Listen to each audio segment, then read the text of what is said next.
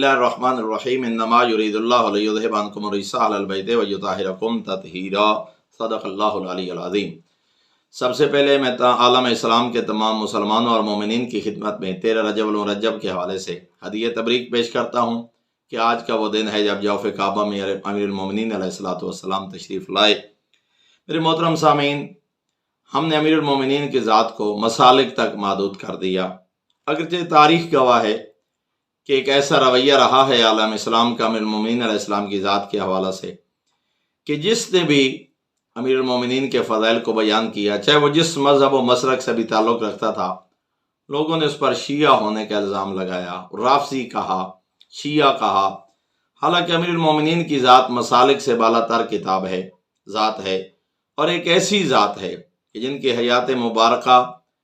اسلام کی ایک عملی تفسیر کا نمونہ دنیا کے سامنے پیش کرتی ہے۔ بعد از پیغمبر اگر کوئی ذات ہے جس کی ذات گرامی سے اور کردار کو دیکھ کے قرآن اور احادیث کی عملی تفسیر ہمیں نظر آتی ہے تو وہ امیر المومنین علیہ الصلوۃ والسلام کی ہی ذات مبارکہ ہے۔ یہ اپنی جگہ پہ ہے کہ کتنے بڑے بڑے محدثین کو محض اس لیے مار کے موت کے گھاٹ اتار دیا گیا کہ انہیں امیر المومنین کے فضائل پڑھے، اور یہ بھی تاریخ گواہ ہے کہ کسی غیر شیعہ بزرگ محدث نے بھی اگر کسی مسجد میں بیٹھ کے فضائل امیر المومنین بیان کیے تو نہ صرف ان کو گھر تک محدود کر دیا گیا بلکہ ان کو اٹھانے کے بعد مسجد اور ممبر کو دھویا گیا، اس جرم کے طور پر کہ شخص نے اس ممبر میں بیٹھ کے امیر المومنین کے فضائل کیوں بیان کیے۔ لیکن جملہ وہی جو ابن ابی الحدید معتزلی نے شرح نہج البلاغہ میں یہ لکھا کہ میں حیران ہوں علی ابن ابی طالب کے حوالے سے، اپنوں نے فضائل چھپائے ہیں موت کے خوف سے،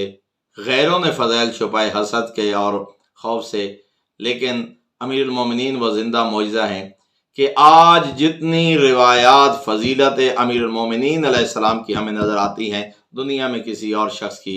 سیرت کے بارے میں اتنی روایات ہمیں بعد از پیغمبر نظر نہیں آتی۔ اور میرے محترم سامعین، ہم نے اگرچہ 13 رجب المرجب مناتے بھی ہیں، خوشیاں مناتے ہیں، پورا سال حضرت کے فضائل اور سیرت بیان کرتے ہیں، لیکن میں آج جس موضوع کی طرف متوجہ کرنا چاہتا ہوں کہ علماء نے کیا خدمات سر انجام دی ہیں اس حوالے سے۔ سب سے پہلے میں اپنی دھرتی کے عظیم بزرگ عالم دین کا ذکر کرنا ضروری سمجھتا ہوں، اور یہ میرے سامنے کتاب موجود ہے، سیرت امیر المومنین علیہ الصلوۃ والسلام۔ شاید اردو زبان میں اس سے بہتر کتاب ہمیں نہیں ملے گی کہ مفتی جعفر حسین صاحب قبلہ اللہ مقامہ الشریف نے اتنا خوبصورت گلدستہ حضرت کی سیرت کا ہمارے سامنے پیش کیا کہ شاید اس کے بعد ہمیں سرسری طور پر حضرت کی سیرت کو سمجھنے کے لیے کسی اور کتاب کی ضرورت نہیں رہتی۔ اتنی مختصر اور جامع کتاب ہمیں اردو زبان میں نہیں ملتی۔ لیکن آئیے دیکھیے، ہم میں سے کتنے لوگ ہیں جنہوں نے سیرت امیر المومنین پڑھی ہے، ہم میں سے کتنے لوگ ہیں جنہوں نے حضرت کی سیرت، کردار، عدالت، شجاعت، سخاوت، عبادت، علم اور زندگی کے مختلف پہلوؤں کا ہم نے مطالعہ کیا۔ آپ حیران ہوں گے، عیسائی علماء نے قلم اٹھائے۔ میرے سامنے اس وقت یہ کتاب موجود ہے کہ امام علی کو صوت العدالت الانسانیہ کے نام سے ایک عیسائی عالم نے، لبنان کے ایک عیسائی عالم جارج جرداق نے 5 مجلدات میں حضرت کی سیرت کو تعریف کیا، 5 جلدوں میں، اور جن کا ترجمہ ندائے عدالت انسانی اردو زبان میں آ چکا ہے۔ اگرچہ لکھنے والا عیسائی ہے، حضرت کو معصوم نہیں مانتا، لیکن اس نے ایک جملہ لکھا ہے اپنی کتاب کے آخر میں، یہ تلخیص ہے، مکمل ترجمہ نہیں ہے ندائے عدالت انسانی، ورنہ یہ 5 جلدوں میں کتاب ہے، ان کا خلاصہ اس کتاب میں موجود ہے، اور وہ یہ کہتا ہے کہ میں اس نتیجہ پہ پہنچا ہوں کہ امیر المومنین کو مسجد کوفہ کے محراب میں شدت عدل کی بنیاد پہ قتل کیا گیا۔ امیر المومنین کی شہادت کا سبب وہ کہتے ہیں عدل علی بنا۔ میرے محترم سامعین، لوگ کتابیں لکھیں گے، لکھتے رہیں گے، حتیٰ کہ آپ اندازہ لگائیں سید جعفر مرتضیٰ عاملی نے 35 جلدوں میں حضرت کی سیرت تحریر کی ہے۔ اس عظیم عالم دین نے 35 جلدوں میں حضرت کی سیرت تحریر کی۔ اس وقت میرے سامنے آیت اللہ باقر شریف کرشی کی لکھی سیرت موجود ہے، 11 جلدوں میں عربی زبان میں آیت اللہ باقر شریف کرشی نے اپنے مولا کی سیرت کو تحریر کیا۔ آغا محمد رائے شہری بہت بڑے اس دور کے محدث اور محقق اور مورخ 12 جلدوں میں امیر المومنین کی شرح سیرت طیبہ کو تحریر کیا۔ باقی 1 جلد، 2 جلدیں اور احادیث کوئی اندازہ ہی نہیں ہے لیکن آئیے ہم دیکھیں کہ ہم نے کتنا سیرت امیر المومنین کا مطالعہ کیا، ہم نے حضرت کی زندگی کے مختلف پہلوؤں کا کتنا مطالعہ کیا۔ 35 جلدیں، 12 جلدیں، 11 جلدیں، 10 جلدیں، ایک عیسائی مؤلف لکھ رہا ہے، اور خوبصورت انداز دیکھیں، کتاب کا نام ہی کیا رکھا ہے؟ صوت العدالت الانسانیہ، کہ عدالت انسانی کی آواز، ندائے عدالت انسانی، صوت العدالت الانسانیہ، یہ صوت امیر المومنین ہے۔ لیکن ہم نے کتنا مطالعہ کیا ہے۔ اور میرے محترم سامعین، ضرورت اس امر کی ہے کہ امیر المومنین کی سیرت اور کردار کو عام کیا جائے، لوگوں کے سامنے پھیلایا جائے، حتیٰ کہ حضرت کا کلام نہج البلاغہ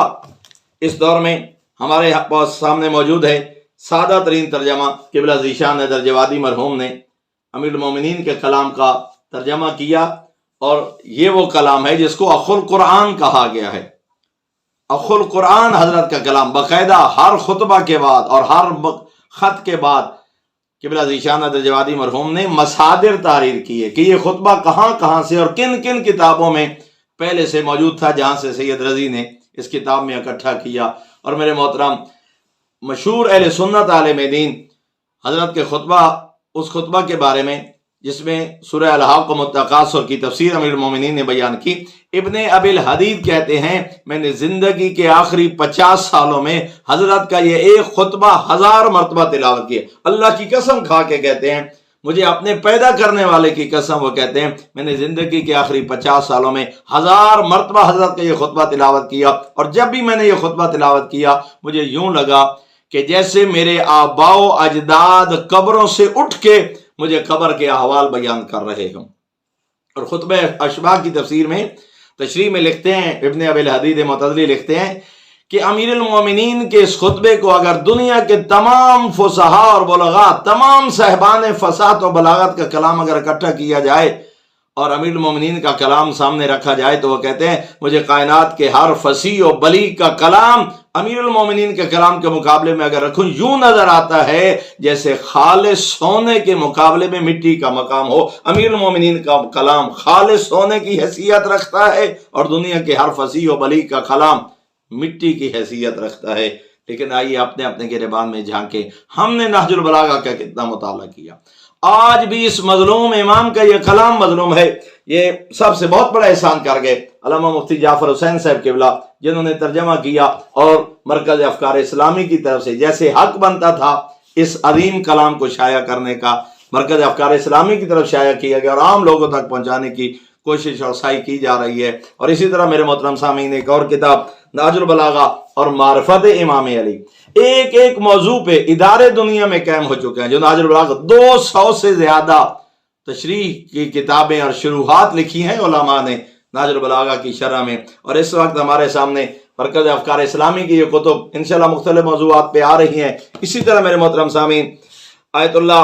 ناصر مکارم شیرازی، ان کے کلام پیام امام جو ہے اس کا اردو ترجمہ کراچی سے چھپ چکا ہے، یہ ہمارے سامنے موجود ہے۔ کراچی سے یہ مصباح القرآن ٹرسٹ لاہور نے شائع کیا، اور باب العلم دار التحقیق کراچی کی طرف سے علامہ شہنشاہ حسین نقوی صاحب کی زیر صدارت اس کا ترجمہ کیا گیا۔ اتنی خوبصورت شرح اور اردو زبان میں خوبصورت ترجمہ اس کتاب کا کیا گیا۔ ہم نے کتنا نہج البلاغہ پڑھے، ہم نے کتنا نہج البلاغہ کو اپنی زندگی کا حصہ بنایا، حتیٰ کہ آپ حیران ہوں گے کہ یہ ایک اہل سنت عالم دین نے، جس کا میں ذکر پہلے بھی کر چکا ہوں، ابن ابی الحدید معتزلی نے 20 جلدوں میں امیر المومنین کے کلام کی شرح تحریر کی۔ 20 جلدوں میں حضرت کے کلام کی شرح، انسان حیران ہو جاتا ہے کہ امام کے کلام کے بارے میں وہ شخص کیسے تعارف کرواتا ہے۔ میرے محترم سامعین، اسی طرح ہمارے بہت بڑے ایک عالم دین نے، آغا تستری نے، نہج البلاغہ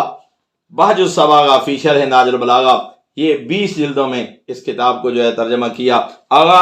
جواد مغدیہ نے، بہت بڑے عالم، فی ظلال نہج البلاغہ، اس کا ترجمہ اور تشریح نہج البلاغہ کی تحریر کی۔ عرض کرنے کا مقصد یہ ہے کہ آئیے دیکھیے، ہم اگر عربی جانتے ہیں یا فارسی جانتے ہیں یا اردو جانتے ہیں، ہم نے کتنا امیر المومنین کے کلام کا مطالعہ کیا، ہم نے کتنے دوستوں تک امیر المومنین کا یہ کلام پہنچایا ہے۔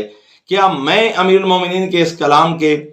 حقیقت سے آگاہ ہوا ہوں، یا پڑھنے کی کوشش کی ہے، یا میرے ممبر پر یا میری مجالس میں یا کبھی رجب المرجب میں ہی کوئی حضرت کے کلام پہ کوئی خمسہ، کوئی عشرہ، کوئی ایک روزہ پروگرام، کوئی کانفرنس منعقد کی گئی؟ ضرورت اس بات کی ہے یہاں خوشیاں منائیں اور امیر المومنین کے اپنے عام آقا اور امام ہونے پہ ہم ناز کریں، وہیں تک ضرورت اس بات کی ہے مظلوم امام کے اس مظلوم کلام کو عام کیا جائے، نہج البلاغہ کو آنے والی نسلوں تک پہنچایا جائے۔ ایک ایک جملے میں حکمت کا سمندر ہے، ایک ایک جملے میں فصاحت و بلاغت کا سمندر ہے، آج تک کوئی اس کا جواب پیش نہ کر سکا۔ اس لیے کسی نے کہا تھا کلام علی کلام علی ما قالہ المرتضی مرتضی، اس بلند و بالا ہستی کا کہا گیا کلام بھی بلند و بالا ہے، جو کچھ مرتضیٰ نے فرمایا وہ کلام بھی مرتضیٰ ہے، وہ بات بھی پسندیدہ ہے۔ دعا ہے کریم اللہ ہمیں کلام معصوم پڑھنے کی توفیق عطا فرمائے، نہج البلاغہ اور اس کی تعلیمات کو عام کرنے کی اللہ ہمیں توفیق عطا فرمائے۔ سیرت امیر المومنین کا مطالعہ کر کے خداوند عالم ہمیں حضرت کی سیرت پہ عمل کرنے کی توفیق عطا فرمائے۔ والسلام علیکم ورحمۃ اللہ وبرکاتہ۔